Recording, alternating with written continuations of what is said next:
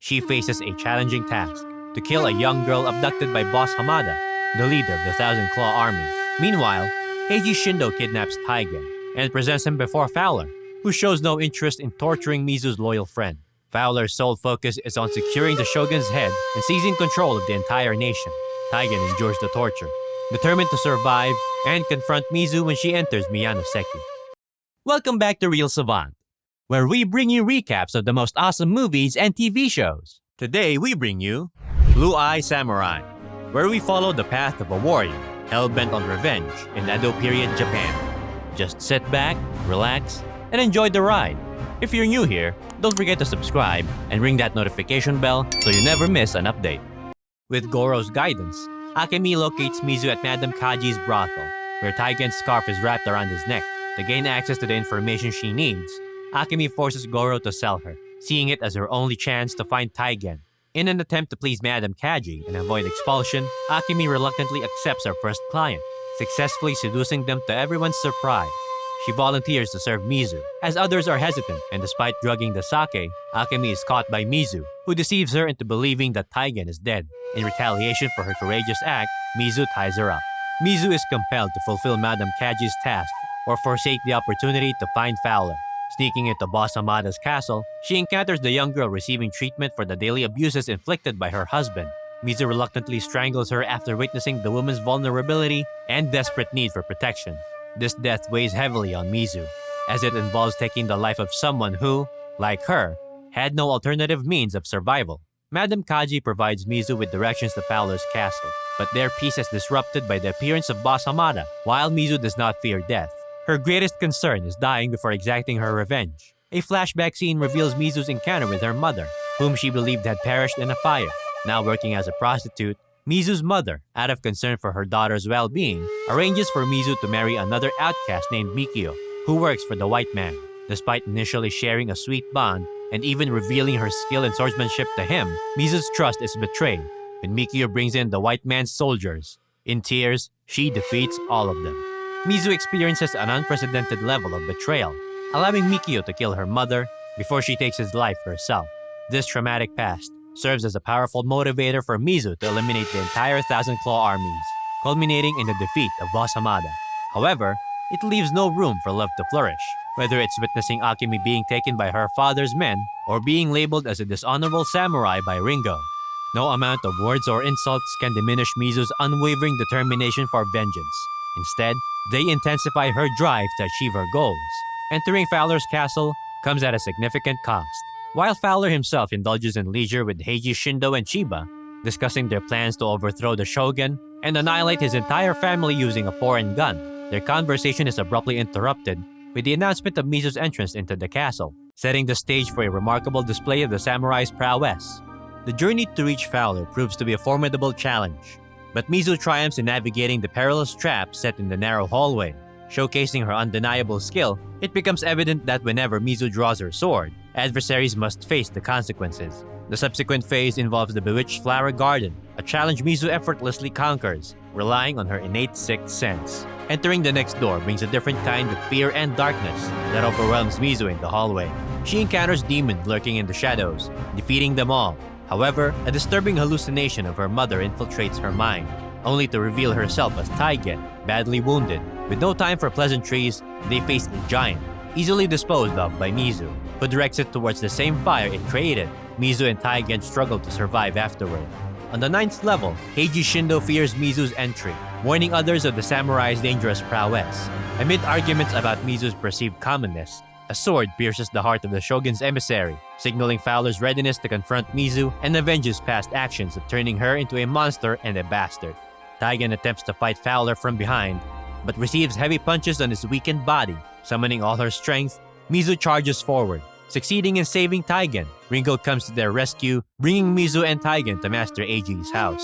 Fowler and Heiji Shindo leave the castle for a spring procession to Edo, reveling in fun and pleasure at each stop. Fowler discloses his intention to wage war against the shogunate army and his need for guns, revealing to Heiji Shindo that foreign guns will arrive in 2 days for his attack on the shogun at the Council of Elders meeting.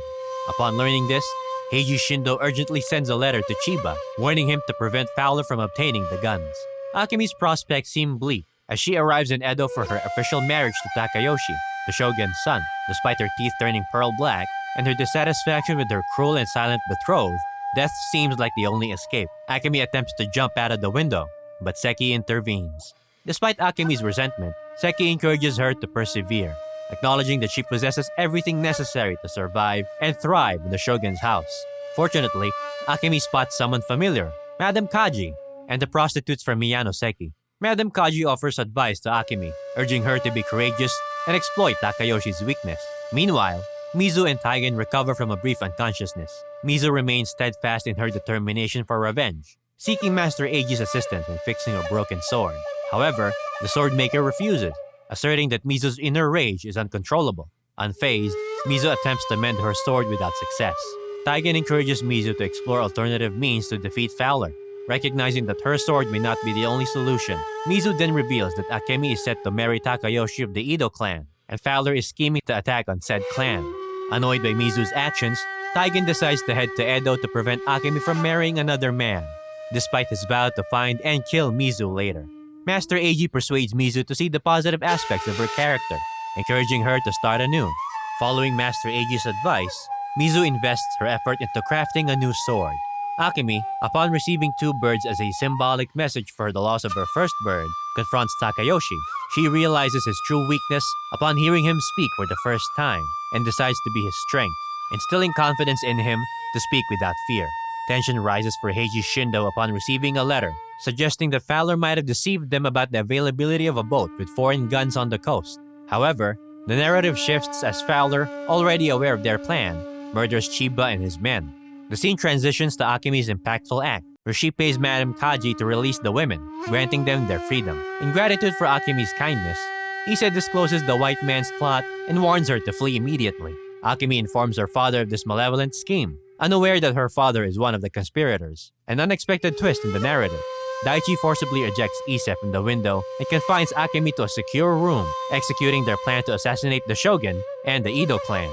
Meanwhile, Mizu bids farewell to Master Eiji, pledging to return to the forge. Accompanied by Ringo, she heads to Edo with two objectives: to rescue Akemi and to eliminate Fowler. Upon entering the shogun's castle, Mizu discovers that Madame Kaji is also displeased with her. Madame Kaji emphasizes the peril involved in not escaping with her girls promptly. In a parallel development, Seki returns to reclaim his real daughter, Akemi, and they imprison Daichi instead. As they attempt to flee, they encounter another group of guards, preventing their progress. Unexpectedly, Mizu emerges as their savior, urging them to run swiftly and rendezvous with Ringo via the sewers. Although Ringo is no longer at the sewers, Taigen arrives and persuades him to join forces in rescuing the shogun from the malevolent Fowler. After several attempts, they manage to inform the shogun about Fowler's plot and his advisors, escalating tension within the castle. Fowler enters the city with his army. The shogun's archers, swordsmen, and soldiers prove powerless against the bullets from Fowler's forces. The first gate is breached, and Heiji Shindo leads the army into the castle. Fowler locates the hiding place of the shogun and other assembly lords, coercing them to accept his terms or face a wretched demise. The shogun succumbs first, and just as the others are poised to follow, Mizu storms in, launching an attack on Fowler.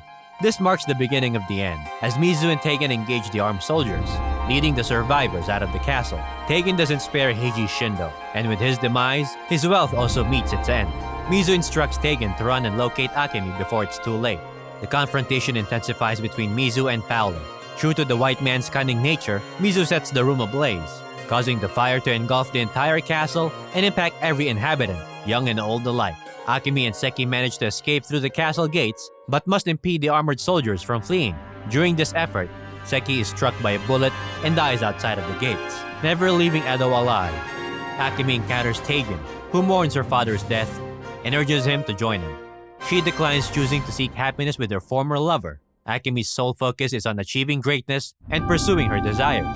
She returns to her husband, Takayoshi, determined to be his pillar of strength and ensure Daichi faces the consequences he deserves. Fowler appears to possess more knowledge about Mizu than she does, claiming that the other two white men, Skeffington and Routley, are even more sinister and perilous. Fowler discloses their location as London. This revelation suggests that Mizu requires Fowler's cooperation to fulfill her revenge.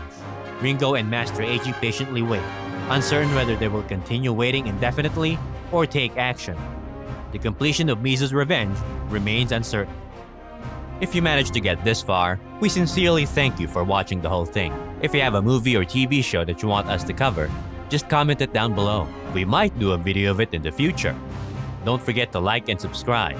Check out our playlist for more recaps.